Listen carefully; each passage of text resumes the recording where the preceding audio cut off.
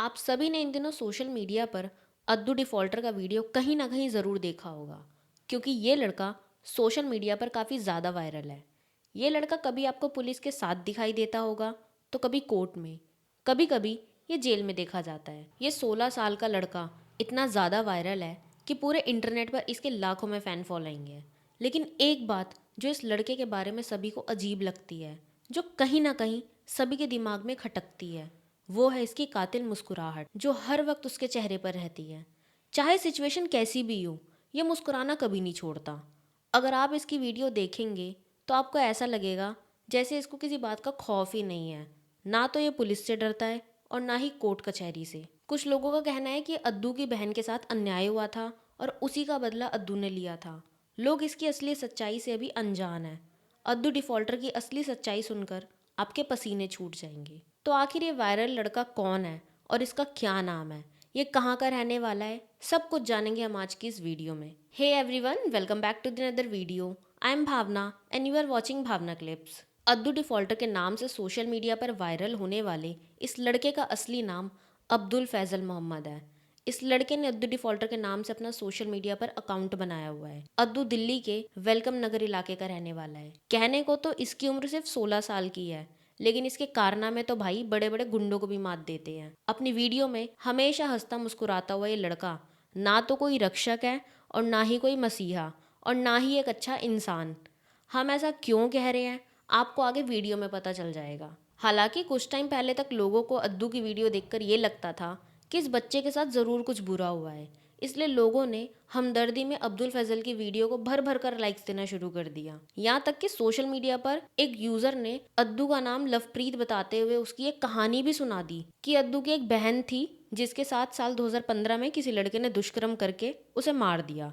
इस वजह से अद्दू ने उस लड़के से बदला लेने के बारे में सोचा और मौका देखते ही साल 2023 में उसे मार दिया। अब इस कहानी को जानने के बाद लोगों को लगने लगा कि शायद इसी वजह से अद्दू को कभी पुलिस के साथ देखा जाता है तो कभी पुलिस की जीप में।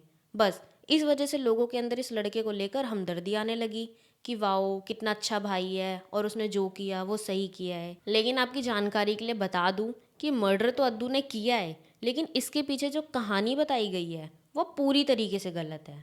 अद्दू से जुड़ी इस कहानी का कोई सर पैर ही नहीं है, यानी एकदम झूठी और बनाई हुई कहानी है। अद्दू के मर्डर के पीछे की वजह तो कुछ और ही है, जिसे जानकर आप सब भी हैरान रह जाएंगी कि कैसे 16 साल का मासूम सा दिखने वाला लड़का इतनी घटिया और घिनौनी हरकत कर सकता है। अद्दू डिफॉल्टर कोई मजलूम बच्चा नहीं है, बल्कि एक बहुत बड़ा चोर, लुटेरा और नशेड़ी है। अद्दू को नशा करने की आदत है, वो भी ऐसी वैसी नहीं बल्कि बहुत ज़्यादा। जिस उम्र में बच्चे अपनी पढ़ाई लिखाई पर ध्यान देते हैं, उस उम्र में अद्दू नशा करके अपनी ज़िंदगी खराब कर रहा है। वही नशे की हालत में इसे ये तक होश नहीं रहता कि ये कहाँ है और क्या कर रहा है। और इसी नशे की हालत में 21 नवंबर 2023 को अद्दू के नाम मर्डरर का टाइटल जुड़ गया। दरअसल 23 नवंबर 2023 की रात दिल्ली के वेलकम नगर इलाके में जब लोग अपने घर में सुकून की नींद सो रहे थे, तब इस इलाके में एक ऐसी घटना घटी जिसने सभी को चौंका दिया। वो घटना सीसीटीवी फुटेज में भी कैद हो गई, जिसमें अद्दू एक लड़के के बदन को चाकू से छल्ली करते हुए देखा गया और वो वीडियो वायरल भी हो गई। जिस लड़के को अद्दू ने मौत के घाट उतारा था उसका नाम यूसुफ था। उसकी उम्र सिर्फ 17 साल थी और वो भी दिल्ली के वेलकम नगर का ही रहने वाला था। यूसुफ के परिवार में उसकी माँ और एक छोटी बहन है, क्योंकि उसके पिताजी काफ़ी टाइम पहले ही दुनिया को छोड़ गए थे, इसलिए यूसुफ के कंधों पर ही घर की जिम्मेदारी थी। वही अपने घर का खर्चा उठाता था, अपने परिवार का वो एकमात्र सहारा था। 23 नवंबर की भी रात को यूसुफ थका हारा काम से आकर रात को 11:15 पर अपने घर लौट रहा था। तब अद्दू ने उसे रास्ते में रोक लिया और उससे पैसे मांगने लगा। लेकिन सवाल ये उठता है कि आखिर अद्दू यूसुफ से पैसे मांग ही क्यों रहा था। तो जैसा कि हमने पहले ही बताया है कि अद्दू एक नशेड़ी और लुटेरा था और वो इसी तरीके से आते जाते लोगों को पकड़कर उन्हें डरा धमकाकर उनसे पैसे छीनने का काम करता था। ऐसा उसने यूसुफ के साथ भी किया था, लेकिन यूसुफ ने उसे पैसे देने से साफ इनकार कर दिया। इसके बाद अद्दू ने उसे डराने के लिए चाकू से मारने की धमकी दी, लेकिन तब भी यूसुफ ने पैसे नहीं दिए। ये देख अद्दू हाइपर हो गया और उसने बिना कुछ सोचे समझे ही यूसुफ पर चाकू से हमला शुरू कर दिया। अद्दू लगातार यूसुफ को मारता रहा। बार बार वार करने के बाद अद्दू ने मासूम यूसुफ की जान ले ली। इतना ही नहीं, जान लेने के बाद अद्दू यूसुफ की डेड बॉडी के सामने नाचने लगा, मानो उसे जैसे कोई पछतावा ही नहीं था। उसने एक हंसते बोलते इंसान की जान ले ली। ये देख आसपास के लोग भी वहाँ इकट्ठा हो गए, लेकिन अद्दू सभी को जान से मारने की धमकी देने लगता है और फिर वहाँ से भाग जाता है। उसके बाद इस घटना की जानकारी पुलिस को दी जाती है और पुलिस जल्दी इस केस पर एक्शन लेती है। जांच पड़ताल शुरू होती है, जिसमें पता चलता है कि अद्दू ने मात्र 350 रुपये के लिए यूसुफ की जान ली थी। साथ ही ये भी पता चलता है कि उस रात को वो काफ़ी ज़्यादा नशे में था।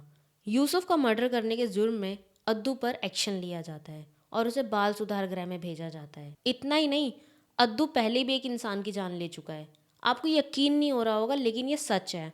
और उस मर्डर के लिए भी उसे बाल सुधार गृह में भेजा गया था, जहाँ थोड़ा वक्त गुजारने के बाद अद्दू वापस बाहर आ गया था। लेकिन फिर दोबारा उसने एक और मर्डर की घटना को अंजाम दिया।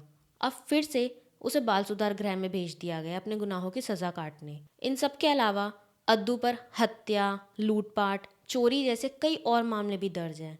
लेकिन फिर भी अद्दू डिफॉल्टर आज लाखों लड़कों का मसीहा बना हुआ है और कई लड़के तो इसके गैंग में भी शामिल होने के लिए तैयार हैं। इसके जो दोस्त हैं वो कोर्ट में, जेल में इसकी वीडियो बनाकर उस पर संजय दत्त का नायक नहीं खलनायक हूं मैं वाला गाना लगाकर सोशल मीडिया पर पोस्ट करते हैं। इसको हीरो की तरह शो करते हैं।